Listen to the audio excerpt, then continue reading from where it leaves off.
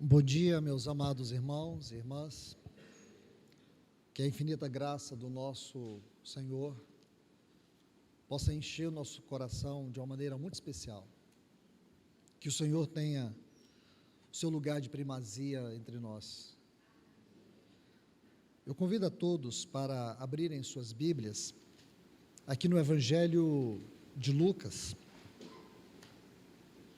capítulo 22. Vamos ler a partir do versículo 14. Chegada a hora, pôs-se Jesus à mesa e com ele os apóstolos. Disse-lhes: Tenho desejado ansiosamente comer convosco esta Páscoa, antes da minha paixão. Pois vos digo que nunca mais a hei de comer, até que ela se cumpra no reino de Deus. Depois de receber o cálice, e havendo dado graças, disse: Tomai-o e distribuí-o entre vós. Pois vos digo que desde agora não beberei do fruto da videira, até que venha o reino de Deus. Tomando o pão e tendo dado graças, partiu-o e deu aos discípulos, dizendo: Este é o meu corpo que é dado por vós, fazei isso em memória de mim. Depois da ceia, tomou do mesmo modo o cálice, dizendo: Este cálice é a nova aliança em meu sangue, que é derramado por vós. Somente até aqui. Vamos orar.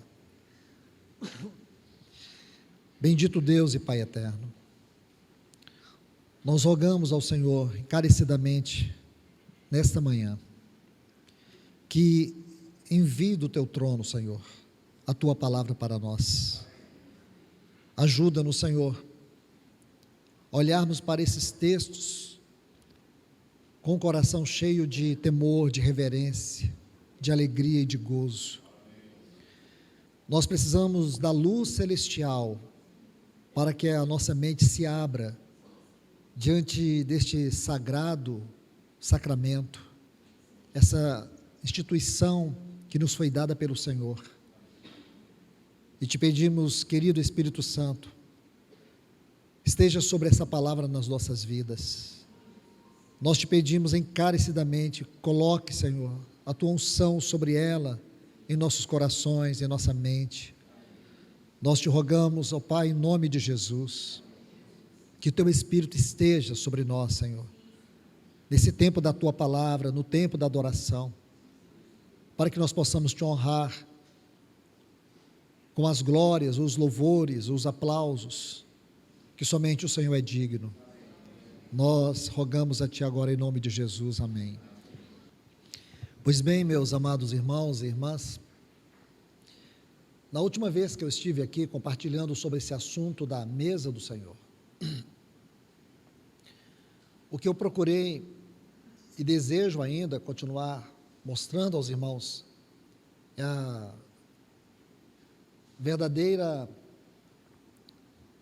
o verdadeiro sentido daquilo que é a mesa, do ponto de vista da mente de Deus. A igreja, ao longo dos anos, ela perdeu muito dos seus fundamentos. E em lugar desses fundamentos, o inimigo permitiu que fosse introduzido entretenimentos. No lugar do ministério da palavra, o inimigo colocou pregações mais no sentido motivacionais, pregadores que estavam muito mais interessados em monestério do que em ministério.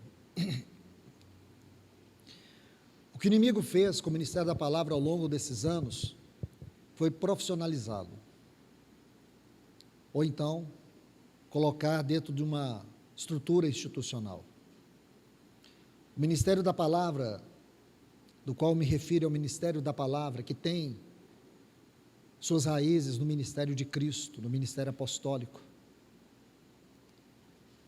E nós temos que entender que esse ministério, ele não é cultivado de uma maneira acadêmica, Esse é um ministério que ele tem que ser cultivado dentro de um chamado específico, distinto, numa vida devocional, num alto comprometimento com a vontade de Deus, mesmo sabendo que Deus confia essa grande responsabilidade a homens frágeis, a pessoas frágeis.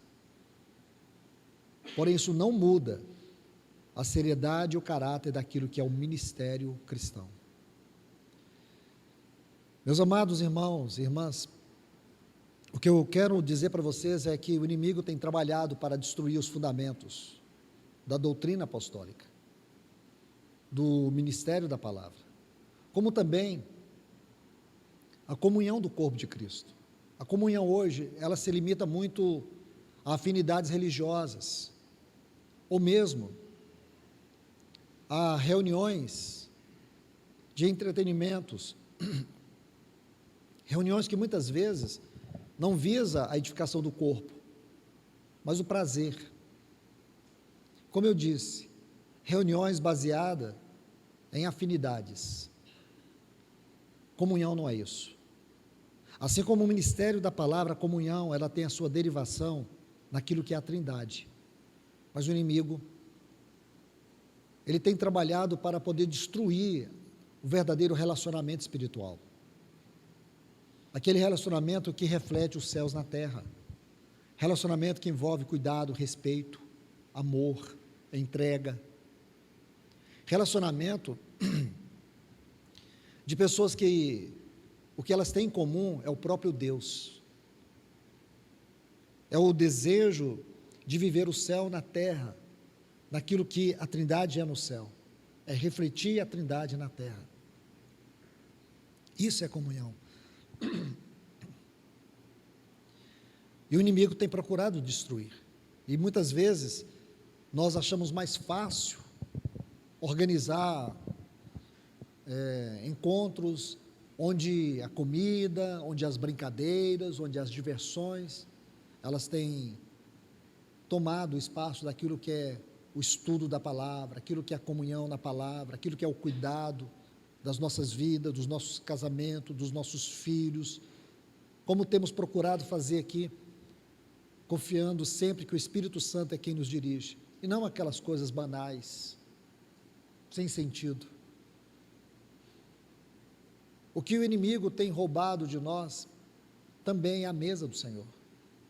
Reunimos, cantamos, ouvimos mensagens sobre a morte de Cristo, mas nunca somos aproximados à realidade da cruz, à realidade do perdão, à realidade das nossas misérias, dos nossos pecados, das nossas iniquidades, da nossa condenação.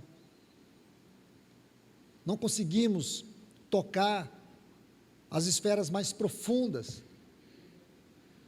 do pecado, do qual nós fomos perdoados, libertados. Às vezes estamos na mesa do Senhor e nem nos aproximamos dela, naquele aspecto espiritual. Tratamos ela como uma cerimônia. E o inimigo tem diluído, tem destruído na mente da igreja nesse tempo o verdadeiro sentido daquilo que é a mesa do Senhor. E por último, o inimigo também, ele nos desviou do verdadeiro sentido da oração pessoal e congregacional. A grande maioria dos cristãos confessam abertamente que têm dificuldades em uma vida devocional de oração. Estatísticas provam hoje que a grande maioria dos cristãos não tem uma vida devocional de oração. Suas orações não demoram mais do que 2, 3 minutos. Eles não possuem uma vida devocional, uma disciplina de oração. A oração não faz parte da sua vida. A oração existe, ela está lá. Porém, é uma Cinderela abandonada na nossa vida. Ela não é primazia, ela não tem centralidade, porque o inimigo nos roubou, nos tirou esse grande fundamento espiritual. E o trabalho do Espírito Santo nesse tempo é nos atrair e é restaurar todos esses fundamentos. E é isso que temos feito, irmãos e irmãs, por mais de 22 anos, encorajando esta igreja, esta comunidade, sobre a grande necessidade de restaurarmos os fundamentos espirituais, os fundamentos práticos daquilo que é a igreja do Senhor.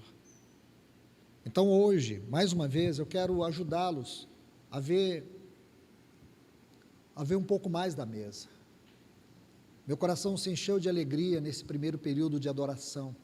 Que consciência linda nós tivemos aqui na adoração, na escolha dos cânticos.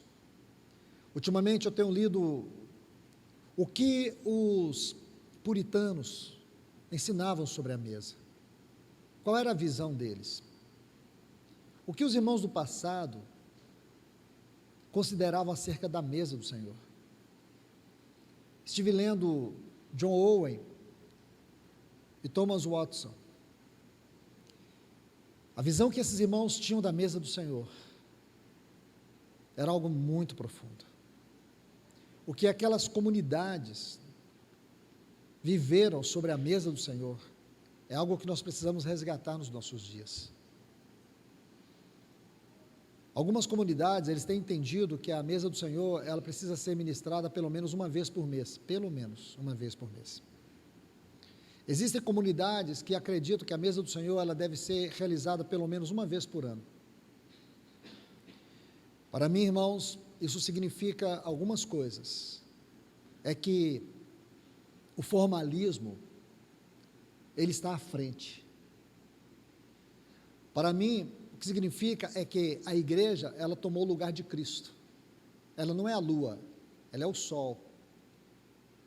Ela é o sol, a igreja se coloca como o sol e não como a lua. Você sabe que a lua, ela não tem luz própria, ela reflete a luz do sol. Mas aí é você colocar a igreja como o sol e Cristo como a lua. Esse caminho é muito perigoso, porque nós podemos viver a vida da igreja baseada em entretenimentos e programas e programações. Claro que nós temos as programações, porém, irmãos, uma coisa é certa, é a vida que está à frente, é o Espírito Santo. Nenhuma programação faz sentido se Cristo não estiver à frente, se essa não for a vontade do Senhor. Então, quero lembrar os irmãos de alguns pontos que nós estudamos na última palavra. O primeiro ponto que eu coloquei para você é que a mesma fé que nós temos para a justificação é a fé que nós devemos exercer durante o tempo da mesa do Senhor, da reunião da mesa do Senhor. O segundo ponto que eu coloquei para vocês, que a mesa do Senhor e na mesa do Senhor, Deus traz a morte do seu Filho diante de nós. Esse ponto aqui, somente esse ponto, é suficiente para nós pararmos, refletirmos, adorarmos com reverência. Aqui, Deus traz a morte do seu Filho diante de nós. Se Deus coloca a morte do seu Filho diante de nós nessa mesa, nós precisamos, nessa fé, que cremos que fomos justificados, também precisamos olhar para esses elementos, e ver nesses elementos uma realidade espiritual. Não é uma realidade cerimonial, é uma realidade espiritual. É como cantamos aqui, é com essa alegria, é com este gozo. Não era como os discípulos estavam ao pé da cruz, vendo o Senhor Jesus esmagado ali, seu sangue derramado ali, vendo toda aquela vergonha e humilhação que eram nossas, aquelas humilhações, sofrimentos, tudo que o nosso Senhor, toda aquela condenação pertencia a mim e a você. Ele tomou o nosso lugar. Porém, a nossa condição hoje é como se estivéssemos naquela cruz, não contemplando apenas todo o horror da morte, mas dando a Ele toda a glória que lhe é devida, porque Ele tomou o nosso lugar. Comer esse pão, beber esse cálice, você precisa ter essa consciência, porque aqui Deus traz a morte do seu Filho diante de nós. Não é uma reunião qualquer. Eu digo para vocês, Esta é a maior reunião que existe na terra. Eu vou repetir isso. Esta, a reunião da mesa do Senhor, é a maior reunião que existe na terra. Se hoje os grandes líderes deste mundo se reunirem para tratar sobre a paz mundial, sobre a economia mundial, eu digo para vocês que mesmo assim, diante de Deus, essa reunião não representa nada.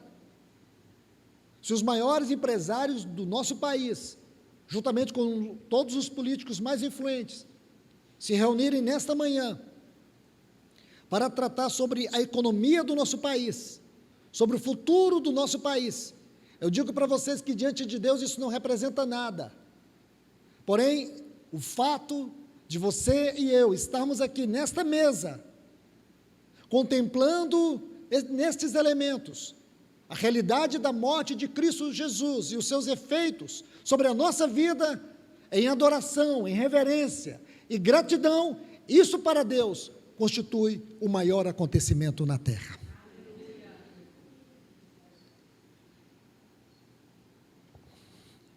E eu me lembro que, quando compartilhei com vocês sobre trazer a morte de Cristo diante de nós, eu falei sobre 3 coisas: fazer a expiação, trazer a paz e trazer a justiça eterna. Aqui, e são 3 pontos, que eu não vou falar mais. Aqui está claramente, esta mesa fala que Cristo fez a expiação, que Cristo nos trouxe a paz, que Cristo nos deu a justiça eterna. A expiação já foi feita, você não precisa fazer mais nenhum sacrifício, Ele fez um sacrifício para sempre.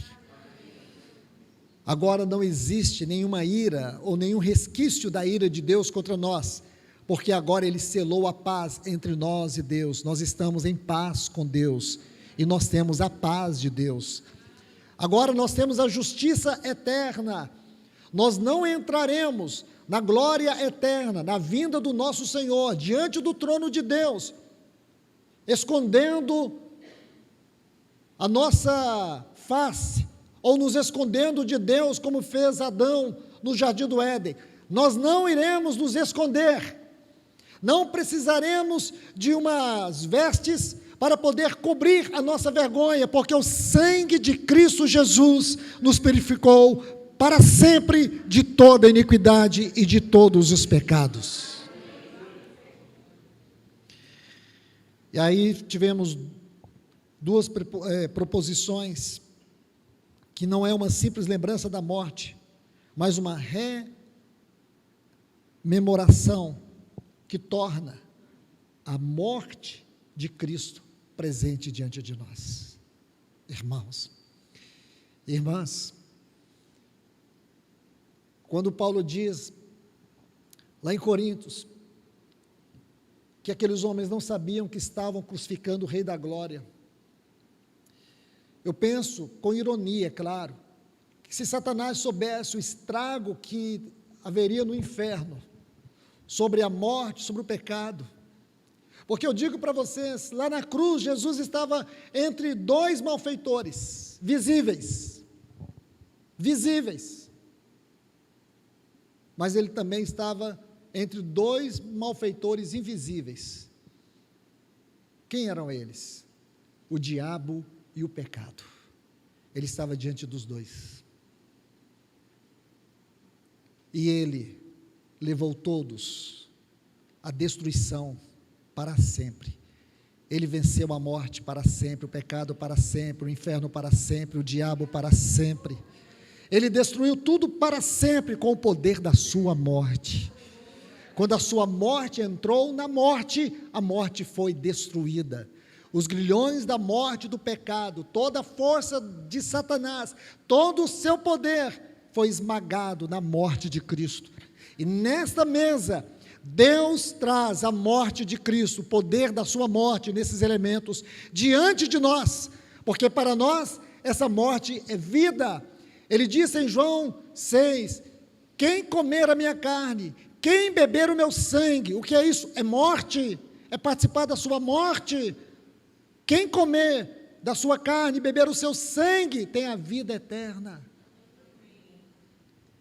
E aí, nós vemos o terceiro ponto, que é a participação sacramental do nosso Senhor Jesus nesta mesa. Porque aqui Deus faz uma exibição do seu Filho para nós. É por isso que nós cantamos Ele. É por isso que nós o adoramos. Então, meus irmãos, esses foram os pontos. Agora, nós vamos ver aqui o ensino do nosso Senhor Jesus. Porque esta é uma instituição, é um sacramento que Ele nos deu. Sacramento é uma ordenança sagrada.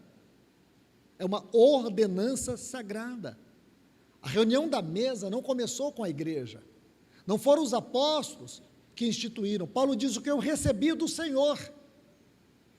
Ele recebeu do Senhor. A mesa foi o Senhor quem nos deu. Então aqui está algo que eu e você temos que ver. Observemos aqui a importância da mesa como um sacramento, como uma ordenança do nosso Senhor Jesus. Porque aqui na mesa nós temos como que um espelho. Escute, a mesa, essa simples mesa que as irmãs prepararam para nós, que os irmãos daqui a pouco estarão servindo os elementos para nós, pão e vinho. Isso é para nós um espelho, onde nós podemos contemplar no nosso espírito todos os sofrimentos do nosso Senhor Jesus em nosso lugar. Mas não somente contemplar, nós podemos também comer, nós podemos participar. Significa que esta mesa é o nosso desfrute. Os sofrimentos de Cristo hoje é o nosso desfrute. A morte de Cristo é o nosso desfrute, porque em nós, seus sofrimentos e a sua morte é vida, é saúde, é cura. Se Paulo diz lá em Coríntios, no capítulo 11, na primeira epístola, se ele diz que comer indignamente, comer sem discernir o corpo, traz doença, traz morte, traz fraqueza, significa que comer desses elementos, beber desses elementos, participar desses elementos, é vida para nós, é vigor espiritual, é vida, é ressurreição, é cura. E por que muitas vezes não temos experimentado isso? Porque nós temos uma visão errada, litúrgica, religiosa, superficial da mesa. Achamos que é apenas uma parte do programa semanal de reuniões. Não é, meus irmãos, não é.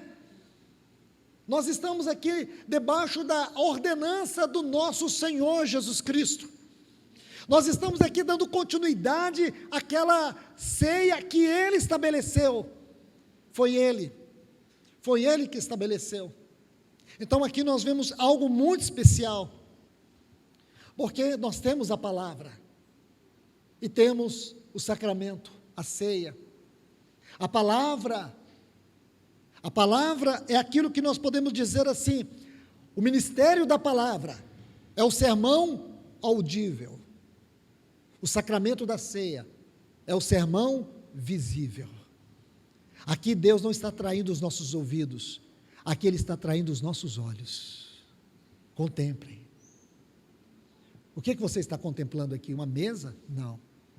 O que você está contemplando? Pão e vinho? Não. Nós estamos olhando pelos olhos da fé, e daqui a pouco nós vamos comer pelos lábios da fé, aquilo que significa, aquilo que foi o alto preço, aquilo que Deus nos deu naquela cruz. Nós somos chamados à comunhão do corpo de Cristo.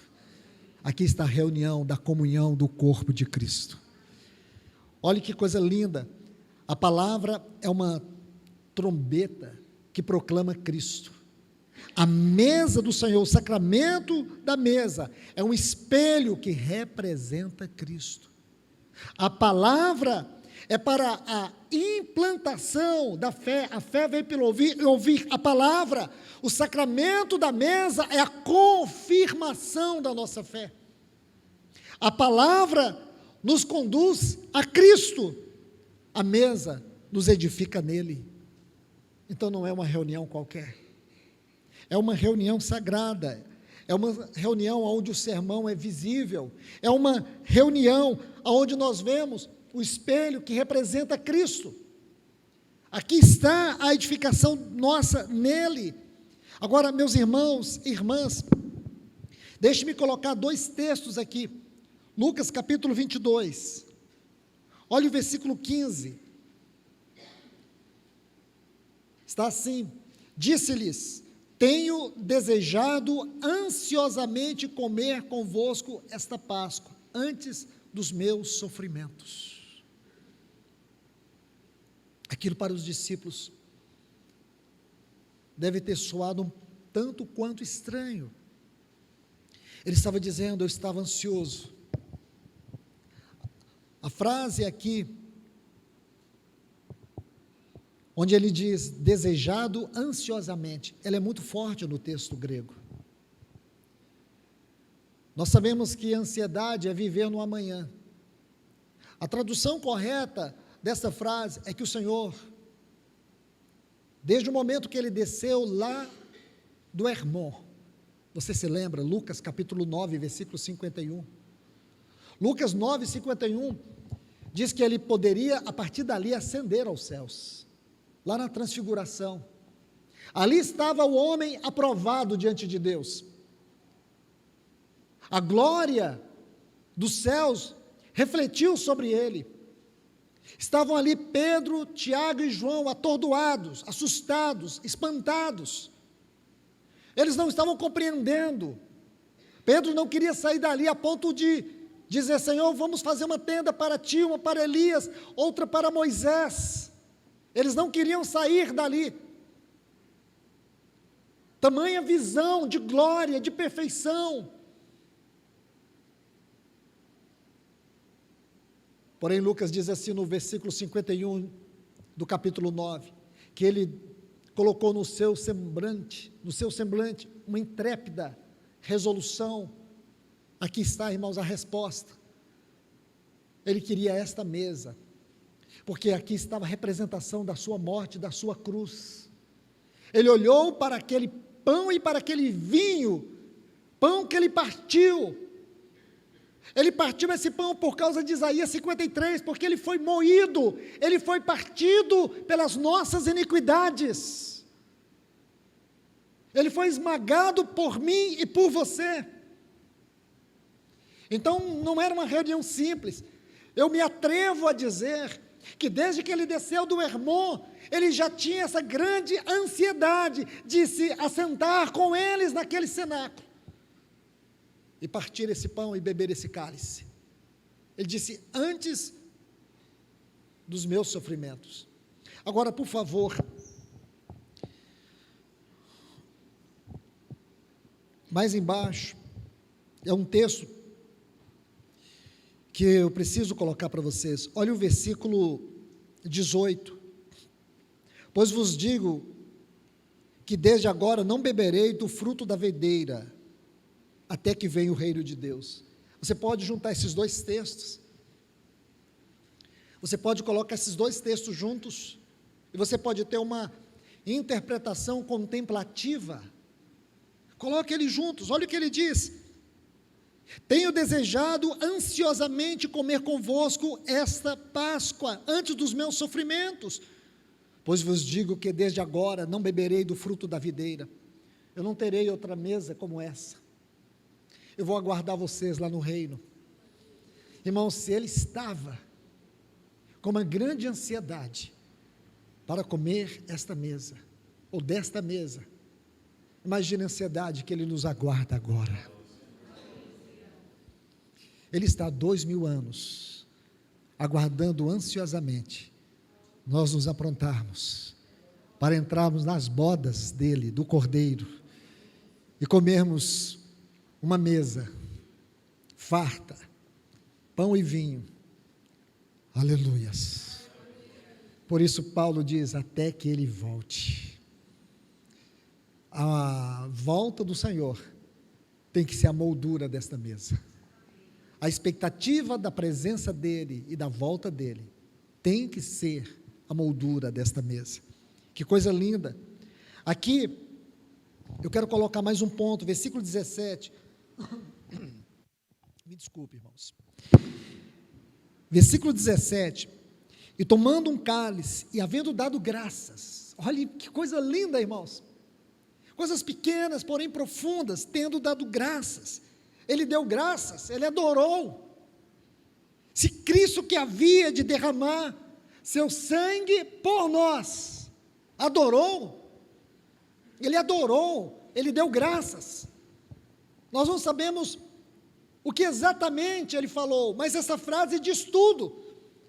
Ele deu graças, ele adorou, ele cantou, ele externou sua gratidão ao Pai. Olhe bem, e tomando o cálice, havendo dado graças, disse: recebei e reparti entre vós. Se Cristo, que havia de derramar o seu sangue por nós, adorou, imagine, irmãos, quanto mais nós, que hoje estamos aqui, e podemos beber o seu sangue, comer o seu corpo, sabendo que não há mais nenhuma condenação. A única coisa que nós estamos esperando é a sua volta. O caminho para o trono já está aberto. Agora ele vai voltar por esse mesmo caminho do trono para nos buscar. Imagine se ele que foi até aquela cruz, derramou sua vida como oferta diante do Pai, aplacou toda a ira de Deus mediante o derramar do seu sangue. Ele deu louvores ao Pai, quanto mais nós, que fomos abençoados eternamente pelo sangue de Cristo. Então não pode ser uma reunião qualquer, não pode ser uma reunião de louvores, sem uma reverência, sem uma contemplação. Meus irmãos, eu tenho me questionado, desde o momento que os meus olhos se abriram para essas verdades de uma maneira tão profunda. Eu tenho pedido perdão a Deus por muitas vezes ter comparecido na sua mesa, trazendo algum rancor, alguma tristeza, alguma dor, alguma aflição. Eu digo para você, Ele nos salvou totalmente. Não há pecado do qual Ele não tenha poder no seu sangue de nos perdoar. Não há doença que Ele não tenha o poder de curar. Não há inimigo que Ele não possa vencer. Ele nos salvou totalmente. Totalmente. Então eu não tenho que chegar aqui com os meus problemas. Eu sei que você está como eu, todos nós, temos nossas feridas, nossas dores, nossos problemas, nossas decepções, nossas angústias. Não é hora para isso. O sofrimento maior foi o dele por nós. A angústia maior foi a dele por nós. Aquele que disse: a minha alma está com uma dor mortal. Ele não tinha nenhum pecado, mas ele tinha os meus e os teus pecados. Ele foi moído, foi pelas nossas iniquidades, não pelas iniquidades dele. Ele estava como ovelha muda, porque as suas grandes palavras estavam nos seus atos de amor diante do Pai por nós. Irmãos, eu quero citar aqui duas frases. A primeira foi dita pelo irmão João Crisóstomo. Ele viveu os anos 347 até 407 depois de Cristo. Sabe como que ele chamou a mesa? Ele chamou a mesa o banquete do Calvário. João Crisóstomo dizia: a mesa, a reunião da ceia, é o banquete do Calvário. Eu vou citar uma frase de Bernard Claraval, que viveu aí entre os anos 1090 a 1153, ele disse assim: tu me amastes, mais do que amastes a ti, pois por mim renunciastes à tua vida. Consegue entender? Tu me amastes, mais do que amastes a ti mesmo, porque por mim renunciastes a tua vida. Esta é a reunião da mesa, a mesa do Senhor. Não é a mesa da igreja, é a mesa dele, porque o anfitrião é ele, o corpo é o dele, o sangue é o dele. Estas são as realidades que nós contemplamos. Então aqui, eu vejo que ele adorou, que coisa linda. Outro ponto que eu quero lhes mostrar, está aqui no versículo 19, tendo tomado o pão, tendo dado graças, o partiu e lhes deu, dizendo, isto é o meu corpo. Então o corpo de Cristo está espiritualmente neste sacramento. Escute isso, o corpo de Cristo está neste sacramento. A mesa do Senhor, a ceia, é chamada a comunhão do corpo de Cristo. Veja o que está escrito em 1 Coríntios, no capítulo 10, e o versículo 16, porventura, o cálice da bênção que abençoamos, não é a comunhão do sangue de Cristo? O pão que partimos, não é a comunhão do corpo de Cristo? Aqui está a comunhão do sangue, e aqui está a comunhão do corpo de Cristo. Por que a comunhão na ceia? Por que a comunhão na mesa? Porque aqui nós temos um sabor antecipado daquilo que é Cristo eternamente para nós. Compreende, irmãos? Aqui nós estamos tendo um sabor. Se você não consegue, é porque você está comendo sem discernir o corpo. Se você não consegue ter um sabor antecipado de Cristo na reunião da mesa, é porque você está comendo indignamente.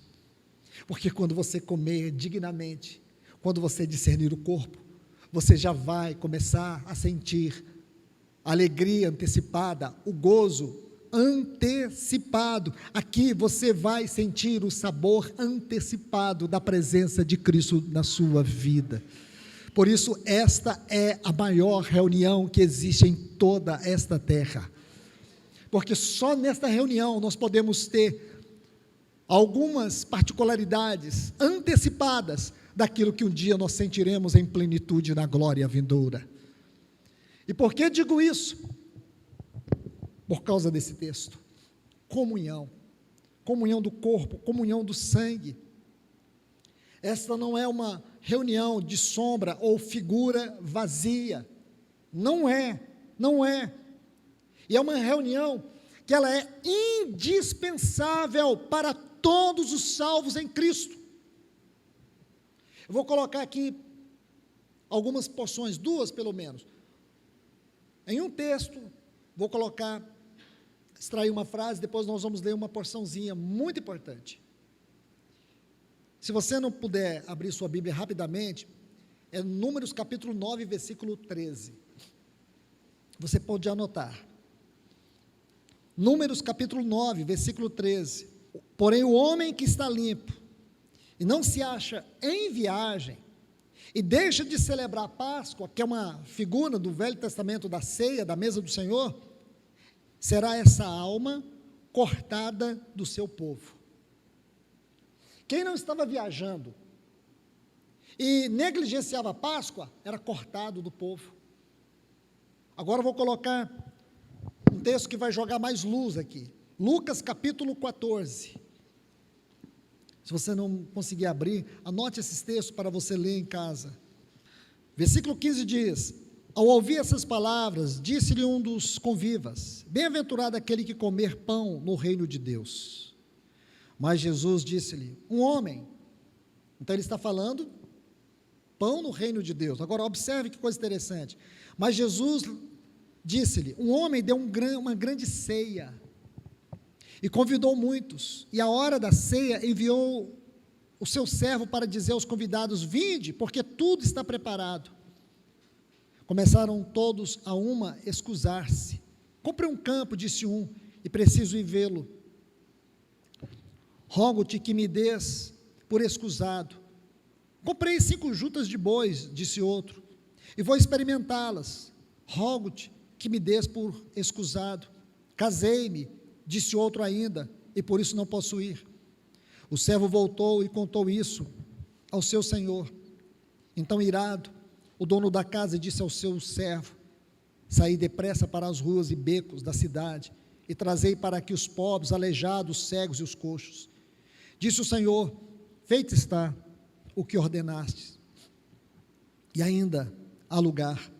Respondeu-lhe o Senhor: saí pelos caminhos e atalhos e obriga todos a entrar, para que se encha a minha casa, porque vos declaro que nenhum daqueles homens que foram convidados provarão da minha ceia. Irmãos, eu não posso ler isso aqui e dizer, foi história. Eu não posso ler isso à luz da compreensão da mesa e dizer, é só mais uma parábola. Será, irmãos? Será que é isso que o Senhor está dizendo? Será que toda essa compreensão que nós estamos tendo é para isso mesmo? Então, junte esses dois textos. Quantas vezes nós temos negligenciado a mesa do Senhor, a reunião da mesa? Quantas vezes nós procuramos até afazeres? Mas tem um afazer, tem um compromisso, tem isso, é a mesa. Não, mas a mesa tem domingo que vem. Será que é isso mesmo, irmãos? Será que eu tenho esse direito? Será? Será que é assim que nós devemos tratar? Será que é dessa maneira? Essa reunião comunica o quê? Eu creio que todos aqueles que têm esta consciência do peso desta reunião, não vai tratar como estes que foram convidados e tinham desculpas, tinham motivos.